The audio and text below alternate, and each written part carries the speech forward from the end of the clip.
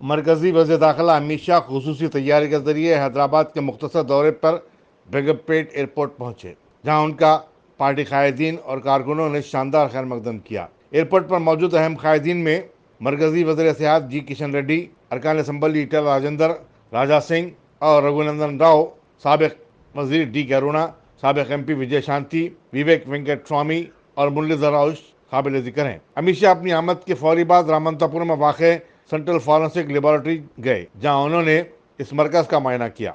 अमित शाह शाम 6 बजे तुक्कुगुड़ा शमशाबाद में रियासती बीजेपी के सदर बंडी संजय MP के प्रजा संग्राम यात्रा के अख्ताम पर एक आम जलसे से खिताब करेंगे। बाद वो रात 8 बजे दिल्ली वापस हो जाएंगे। अमित शाह के दौरे को बीजेपी कायदीन बड़ी अहमियत दे रहे हैं। आइंदा साल होने वाले असम्बली इंतखाबात के पेश नज़र अमित शाह अमलन अपनी इंतखाबी मुहिम का आगाज करेंगे।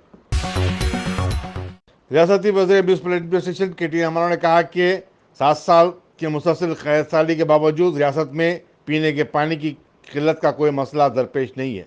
जिले नलगुंडा के पेदोवाला मंडल में पानी की सरबराही के एक प्रोजेक्ट का संग बुनियाद रखने के बाद उन्होंने कहा कि हुकूमत ने एक ऐसा मंसूबा बनाया है कि 2072 तक पीने के पानी का कोई मसला ही नहीं होगा।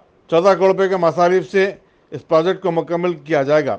इससे हैदराबाद, रंगारेड्डी और मिर्चल अजला को फायदा होगा। 4 వైపులా పెరిగేదానికి అనుకూలంగా వాతావరణం, అనుకూలంగా భూములు, అనుకూలంగా ఇన్ఫ్రాస్ట్రక్చర్ ఇవన్నీ కూడా హైదరాబాద్కు ఉన్నాయి. మిగతా ఏ నగరానికి లేని గొప్ప భౌగోళిక అనుకూలతలు, పర్యావరణ అనుకూలతలు ఇవన్నీ కూడా సహజ సిద్ధమైన ప్రకృతి మనకు వరంగా ఇచ్చిన అనుకూలతలు హైదరాబాద్కి ఎన్నో ఉన్నాయి.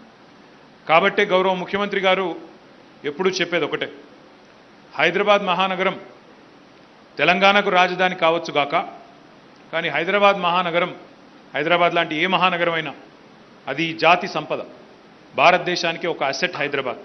అట్లాంటి హైదరాబాద్ మహానగరాన్ని భవిష్యత్ తరాలకు బ్రహ్మాండమైన అసెట్గా అందించాలి, భవిష్యత్ భారతావనికి ఒక దిక్సూచిగా ఉండే విధంగా ఇక్కడ కార్యక్రమాలు చేయాలి అని గౌరవ ముఖ్యమంత్రి గారు మాకెప్పుడు కూడా చెప్తూ ఉంటారు. అందులో భాగంగానే ఈరోజు భారతదేశంలోని ఇతర మహానగరాల పరిస్థితి చూస్తే రకరకాల కారణాలు, నేను విమర్శ చేయను కానీ రకరకాల కారణాల వల్ల చాలా ఇబ్బందికరమైన పరిస్థితులు చాలా నగరాల్లో ఉన్నాయి. ఒక నగరంలో రైలు పెట్టి రైలు ట్యాంకర్లలో నీళ్లు తెచ్చుకునే దుస్థితి ఒక నగరంలో ఉంది. మరొక నగరంలో ఈరోజు అక్కడ పెరుగుతున్న రేట్లనండి, అక్కడ పెరుగుతున్న భూముల రేట్లనండి, లేదా ఇంకోటనండి, దానివల్ల వారికి అక్కడ భవిష్యత్తులో విస్తరించే అవకాశం లేదు. మరొక నగరంలో పొల్యూషన్ సమస్య, మరొక నగరంలో ట్రాఫిక్ సమస్య విపరీతంగా ఉంది. ఇట్లా రకరకాల సమస్యలతో దేశంలోని అన్ని మహానగరాలు సతమతమవుతున్న వేళ ఒక దగ్గర కరెంట్ లేదు, ఒక దగ్గర ట్రాఫిక్ ఎక్కువ, మరో దగ్గర పొల్యూషన్ ఎక్కువ, మరో దగ్గర సముద్ర తీరం ఉండి వాళ్లకు విస్తరించడానికి వీలు లేకుండా, ఇట్లా రకరకాల ప్రతికూలతలు ఇతర నగరాలకు ఉన్నాయి. కానీ హైదరాబాద్కి అన్ని రకాల అనుకూలతలు, అన్నింటికి మించి కేసీఆర్ గారు లాంటి దార్శనిక ముఖ్యమంత్రి మనకు ఉండడం వల్ల ఈరోజు వారి నాయకత్వంలో గత 7.5 సంవత్సరాలుగా ఎన్నో రకాల కార్యక్రమాలు, ఎన్నో రకాల रियासत में राज्यसभा की 3 सीटों के लिए होने वाले चुनाव के सिलसिले में TRS पार्टी में सरगर्मियां तेज हो गई हैं। चीफ मिनिस्टर के चंद्रशेखर राव ने जो अपने फार्म हाउस एरावली में क्यामपोजी में फिल्म स्टार प्रकाश राज से मुलाकात की। 3 दिन में उनकी ये दूसरी मुलाकात थी। चीफ मिनिस्टर से बातचीत के दौरान बिजनेसमैन दामोदर राव और प्लानिंग बोर्ड के नायब सदस्यनशीन विनोद कुमार भी शामिल हो गए। साबिक MP P श्रीनिवास रेड्डी के नाम पर भी चर्चा हो रही है, जो बंडा प्रकाश के इस्तीफे के सबब खाली होने वाली नशिस्त से मुकाबला कर सकते हैं।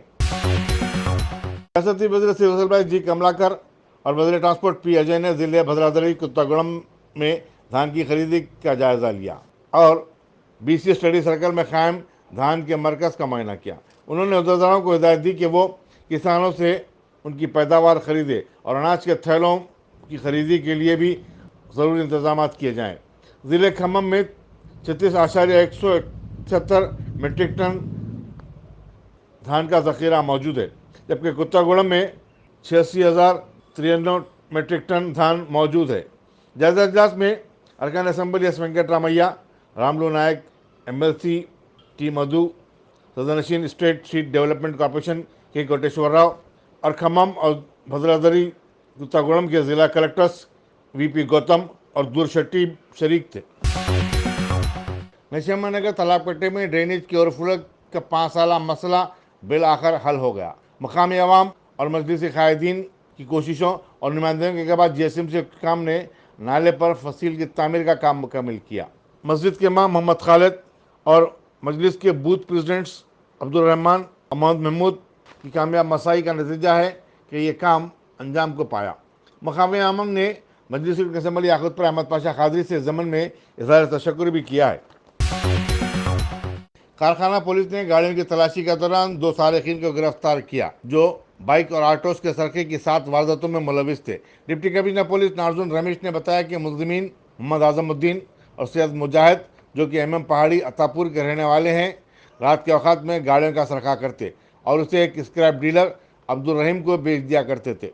डिटेक्टिव इंस्पेक्टर नेताजी ने यह गिरफ्तारी अमल में लाई। 14 तारीख 6 बजे के टाइम पे विलिंगटन एक्स रोड के दो पर्सन्स क्या करा, सस्पिशियस मूवमेंट में साइकिल मोटर पे जा रहा, Pulsar black colour cycle motor पे गए तो हमारा पुलिस वाला कारखाना पीएस पुलिस वाला उसको रुके उसको पूछे तो कहाँ से आ रहा हो बोल तो आंसर नहीं दिए के बाद वो एक गाड़ी से भागने का कोशिश करा। जब हमारा पुलिस वाला उसको पकड़ के तरो इंट्रागेशन करे तो वो लोग 6 साइकिल मोटर, एक टाटा एस चोरी करा उनको कबूल हुआ। ये 6 में 2 कारखाना पीएस का साइकिल मोटर है, 4 सैबराबाद का है और एक सिद्दीपेट का है। उन्हें पूरा जो व्हीकल्स कबूल करा वो व्हीकल्स रहीम कबूल को बेच दे रहे थे। वो पकड़े वाला उसका नाम है मोहम्मद अजीमुद्दीन है, मुजाहिद है, दोनों राजेंद्र नगर का, अत्तापुर का राजेंद्र नगर में रहने वाला है। तो अजीमुद्दीन ड्राइवर है और मुजाहिद है वेल्डिंग काम करते रहता है।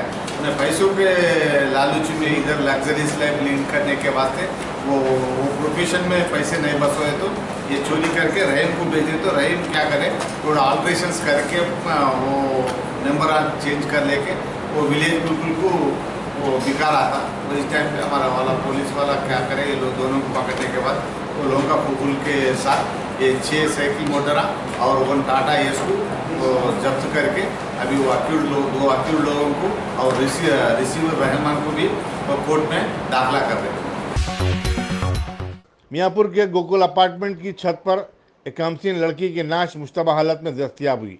12 साल लड़की अपने वालिदैन के साथ जो कि इस अपार्टमेंट की निगरानी करते थे इस मंजिला इमारत में रहा करती थी। पुलिस के मुताबिक लड़की इमारत की छत पर गई लेकिन बहुत देर तक वापस नहीं हुई, जिस पर वालिदैन ने उसकी तलाश शुरू कर दी। लड़की की नाश वाटर टैंक से मुत्तसिल सीढ़ियों पर लटकी हुई पाई गई। पुलिस ने मुश्तबा मौत का मुकदमा दर्ज करते हुए तहकीकात का आगाज कर दिया है। टीआरएस की यूथ विंग के लीडर पुन्ना नायक ने जिले नरमल के एक मंडल के तहत आने वाले मौजाद का दौरा किया। उन्होंने राजेश्वर के खानदान से मुलाकात की जिसका खल पर हमले के बाद देहांत हो गया। उन्होंने पसमानदगान की 5000 रुपये की माली मदद भी की। दिल्ली में कल हुई भयानक आतिशबाजी के हादसे में जहां 27 अफराद फौत हो गए, 24 खवातीन और 5 मर्द हनुज लापता हैं। संजय गांधी मेमोरियल हॉस्पिटल की सिविल डिफेंस टीम के मुताबिक लापता अफराद के रिश्तेदार दवाखाने को पहुंचकर इस्तफसारात कर रहे हैं। दवाखाने में सिर्फ एक जख्मी जेर इलाज है। जुमला 14 जख्मियों को लाया गया था, उनमें से 13 को डिस्चार्ज कर दिया गया। बिहार के मनोज ठाकुर ने बताया कि वो अपनी बीवी सोनी की तलाश में है। सोनी ने उन्हें फ़ोन के जरिए हादसे की इत्तला दी थी, उसके बाद से उसका फ़ोन स्विच ऑफ बता रहा है। एयर इंडिया को टाटा ग्रुप ने खरीद लिया है, लेकिन ऐसा लगता है कि इस पर सरकार की जिम्मेदारी अब भी बरकरार है। इंडियन एक्सप्रेस ने अपनी एक रिपोर्ट में बताया कि वजारत शहरी आबादी के सेक्रेटरी राजू बंसल की बीवी अपर्णा बंसल को जो 7 मई को निजी दौरे पर अमेरिका रवाना हुई, एयर इंडिया ने आम आदमी के इकोनॉमी क्लास से भी मुकर्ररा किराए से कम में टिकट दिया और फिर उन्हें बिजनेस क्लास में अपग्रेड किया गया। हिंदुस्तान में गुज़श्ता 24 घंटों के दौरान कोरोना वायरस के 2858 केसेस रिपोर्ट हुए हैं। इस तरह इस वबा से मुतासिर होने वालों की जुमला तादाद 4,31,19,112 हो गई है। मरकजी वजारत सेहत ने बताया कि इसी मुद्दत के दौरान 8 नई अमवात हुई हैं। मुल्क भर में अब तक 191,15,00,000 अफराद को कोविड-19 वैक्सीन के टीके दिए जा चुके हैं। अबू धाबी के वलीअहद मोहम्मद बिन जैद अल नह्यान को मुत्तहदा अरब इमारात का सदर मुकर्रर किया गया है। 61 साल मोहम्मद बिन जैद अपने भाई शेख खलीफा बिन जैद अल नह्यान की जानशीन होंगे। उनकी मियाद 5 साल होगी। याद रहे कि शेख खलीफा का जुमे को 73 बरस की उम्र में इंतकाल हो गया था। उनकी नमाज जनाजा और तदफीन उसी दिन अमल में आई थी। दरगाह हजरत बराना शाह रहमतुल्लाह अलैह संतोष नगर के करीब वाक़ एक कदीम मकबरे में गैर मजाज कब्ज़े की CEO वक्फ बोर्ड से शिकायत की गई। इस शिकायत में कहा गया कि इलाके में कब्र को मसमार करके गैर मजाज कब्ज़े की कोशिशें की जा रही हैं। इस सिलसिले में फौरी कार्रवाई करने का मुतालबा किया गया। इस मकबरे को तकरीबन 2 साल से नुकसान पहुंचाने की कोशिश की जा रही है। मकबरे की चौखंडियों को भी तोड़ दिया गया है। मेरा नाम मोहम्मद फाजिलुद्दीन है। मैं दरगाह बराना शाह के एरिया में बिल्कुल पैगा टॉम्स के बिल्कुल अपोजिट में मेरा मकान है। मेरे मकान के बिल्कुल पीछे एक मकबरा अली जहाँ नाम का एक मकबरा है जो कि 38 स्क्वायर यार्ड्स पे है, 38.6 स्क्वायर यार्ड्स पे है। इसका सर्वे नंबर 14 है, गजीद नंबर 25A है। इस मकबरे को पिछले 2 साल से डिसमेंटलिंग एंड डैमेज किया जा रहा है। इसको ये अंदर के पैगाट के वॉचमैन रहमतुल्लाह और खमर सुल्ताना जो कि पैगा पे झाड़ू मारने वाले हैं पैगा टोम्स में, उनके ज़रिए उनके बच्चों के ज़रिए काम किया जा रहा है। इसके अंदर लेबर को लगाकर काम कर रहे हैं और इसके अंदर इनके पोतरों को, छोटे बच्चों को लेकर काम कर रहे हैं, खबर को डैमेज कर रहे हैं। उसके पूरे चौखंडियों को तोड़ दिया गया है। अब कोई नए खमर बेगम नाम के और नूर नवाब नाम के आए हैं, बता रहे हैं कि ये प्रॉपर्टी उन्हीं को बिलोंग करती है, ये उनकी मर्ज़ी है कि इन्हों यहाँ पर घर बनाकर रहें। अब इसे आप बताइए, क्या वक्फ बोर्ड की प्रॉपर्टी में कब्रिस्तान में घर बनाकर रह सकते हैं? ये गज़ीन में जो कि ऑलरेडी मौजूदा है। हम 2 साल से वक्फ बोर्ड से कंप्लेन कर रहे हैं, यहाँ पे कब्रिस्तान डिमोलिश किया जा रहा है। कोई वक्फ बोर्ड से एक्शन नहीं लिया जा रहा है। यहाँ पर कोई वक्फ बोर्ड कमेटी में से कोई मेंबर्स आके इंस्पेक्शन नहीं किए हैं इसमें और सही एहतजाज नहीं किए। वक्फ बोर्ड से हमारी इल्तिजा है कि जल्द से जल्द इस पर कार्रवाई करे और इसकी मजम्मत करे। जल्द से जल्द इसको डेली एक एक करके काम किया जा रहा है। कोई ना कोई नई चीज़ तोड़ी जा रही है इसमें। बडंगपेट कारपोरेशन खातून सदर के इंतखाब के मसले पर जारी 2 रोज़ा ड्रामा आज ख़त्म हो गया। बडंगपेट कांग्रेस पार्टी की महिला सदर के तौर पर अमृता नायडू का इंतखाब अमल में आया। इस सिलसिले में दस्तावेज़ात तेलंगाना महिला कांग्रेस की सदर सुनीता राव ने उन्हें हवाले किए।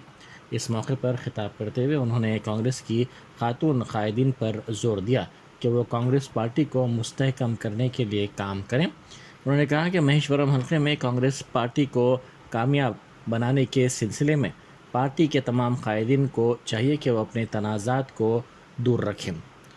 उन्होंने तमाम से ख्वाहिश की कि मिलकर पार्टी के लिए काम किया जाए। బడంగపేట్ మున్సిపల్ కార్పొరేషన్ లిమిట్స్లో అందరూ కార్పొరేటర్స్ మన అన్న వెంకటరెడ్డి గారితో పాటు మా సోదరుమణులందరూ కూడా చాలా సంతోషం, పెద్ద ఎత్తున మహిళలు పార్టిసిపేట్ చేయడం. రెండోది, అమృత నాయుడు గారికి మా డిస్ట్రిక్ట్ ప్రెసిడెంట్ సుజాత రెడ్డి గారు ఆల్రెడీ ఆర్డర్ పంపించడం జరిగింది. తనకేదో అస్వస్థత చేసింది కాబట్టి తన రాలేని పరిస్థితిలో ఉన్న కారణంగా ఈరోజు వారు నా చేతితో ఈ ఆర్డర్ రిసీవ్ చేసుకుంటున్నారు. ఇక మీదట రాబోయే కాలంలో కాంగ్రెస్కి పెద్దపీట వేస్తున్న మా రేవంత్ అన్న గారు నిజంగా కూడా మహిళా కాంగ్రెస్ని చాలా పెద్దపీట వేసి ఈరోజు మా మహిళలందరికీ కూడా ముందుకు నడిచే విధంగా పూలబాట వేస్తున్న రేవంత్ అన్న గారికి కూడా మేము నిజంగా కూడా హృదయపూర్వక నమస్కారాలు తెలియజేస్తున్నాను. నాతో పాటు పనిచేస్తున్న అందరూ సీనియర్లు మాకందరికీ కూడా మహిళలకి చాలా పెద్దపీట వేస్తున్నారు. కాంగ్రెస్ పార్టీ బలోపేతానికి పనిచేయడానికి ప్రతి జిల్లాలో మహిళా కమిటీస్ మొత్తం block level, booth level, mandal level దగ్గర నుంచి మేము బలోపేతం చేసుకుంటూ వస్తున్నాం. ఈరోజు అదే భాగంలో అమృత నాయుడు గారికి ఇక్కడ మహిళా అధ్యక్షురాలు పదవి ఇవ్వడం జరిగింది. రాబోయే కాలంలో కాంగ్రెస్ని బలోపేతం చేసి రేవంత్ అన్న నాయకత్వంలో ఖచ్చితంగా మహిళా కాంగ్రెస్కి పెద్దపీట వేస్తూ మహిళలందరినీ కూడా చైతన్యపరుస్తూ ప్రతి ఒక్క పోరాటంలో ముందుంటారని కోరుకుంటూ शादी के लिए एक नौजवान की जानिब से शादीशुदा खातून को हरासा करने और शादी से इनकार पर हमले का वाक़या पेश आया। जुवेरिया फ़ातिमा नामी खातून ने कहा कि शेख फ़हद गुज़िश्ता 8 माह से उन्हें हरासा कर रहा है और उनके अरकान ख़ानदान की भी पिटाई कर रहा है। उन्होंने कहा कि वक्फे से घर में घुसकर वो उनके अरकान ख़ानदान को हरासा कर रहा है। उन्होंने कहा कि इस सिलसिले में आसिफ नगर पुलिस से शिकायत की गई है। मैं क्या बोलूं? अरे तुम जो करना है करो, उसके बाद मैं पैदा परेशान करना मैं करता हूँ, ठीक है? रखो। अस्सलाम वालेकुम रहमतुल्लाहि व बरकातुहू। मेरा नाम जुवेरिया बेगम है। शेख फहद मेरे को 8 महीने से बहुत टॉर्चर कर रहे हैं। जैसो मेरे भाइयों को, मेरे घर वालों को बहुत परेशान कर रहे। जब बोले जब चाकू लेके आ जा रहे, पीछे आँखों में मिर्ची डाल दे रहे। मेरे भाइयों को भी मारे वैर से। और आज भी अभी मेरे को जैसो मैं आ रही थी ड्यूटी से, तो मेरे को भी जैसो अटैक करे, उन्होंने मिर्ची डालने गए, चाकू लेके जैसो मर्डर कर देता हूँ, गनेटा डाल देता हूँ बोल रहे। मेरे भाई को भी परसों 2 दिन पहले मारे थे उन्होंने बेल्ट लेके जैसो बाहर। अभी भी मेरे पीछे पीछे पीएस तक आए, मेरा मर्डर करता हूँ बोल के जैसो। मैं ऑटो से गई, पीएस को कंप्लेंट दे के दी हूँ। अभी मेरे को मारे हाथ पे लोग बचाए हैं मेरे को। हो रहे हैं फात क्यों कर रहे हैं आपके साथ ऐसा? बात 8 महीने से पीछे पड़े मेरे को शादी कर लो बोल के जैसो, जबकि मैं शादीशुदा हूँ ऑलरेडी है। अब उनकी शादी होने के बाद भी उन्होंने 8 दिन 15 दिन क्या खामोश बैठे कि फिर से चालू कर दिए जैसो शादी करना, मैं मेरी जोरू को छोड़ देता हूँ, नहीं तो तेरे भाइयों का मर्डर कर देता हूँ, नहीं तो तेरी बच्ची को मार देता हूँ, गर्दन निकाल देता हूँ बोल रहे। बाहर मिलती तेरी बच्ची फिरते रहती बोल के ऐसा बोल रहे। मतलब किसको? आपकी बच्ची को मार देता हूँ बोले? मेरी बच्ची की गर्दन निकाल देता हूँ बोल के बैठे हुए। मेरी ड्यूटी जहाँ मैं करती हूँ वहाँ पर आके जैसे मेरा मर्डर कर देता हूँ बोल के ये बात बोल रहे उन्होंने बार बार। कहाँ रहता है फात? ताला गड्ढे में। कंप्लेंट कहाँ करें आप जाके? यहाँ आसिफ नगर पीएस में करी हूँ। फात ये सब करने की वजह क्या है आपके साथ? इतना सब आपको टॉर्चर कर रहा, जुल्म कर रहा, इसकी वजह क्या है? ये शादी कर लो बोल के कर रहे हैं उन्होंने मेरे को, हस्बैंड को छोड़ के मेरे को कर लो बोल के कर रहे जैसे। क्यों आप बात करते थे क्या पहले फात से कुछ? हाँ करती थी, पर जैसे नॉर्मली बात होती थी। उन्होंने ज़बरदस्ती मेरे को पैसा पीछे पड़ के इतना सीरियस होते से मेरे को नहीं मालूम था।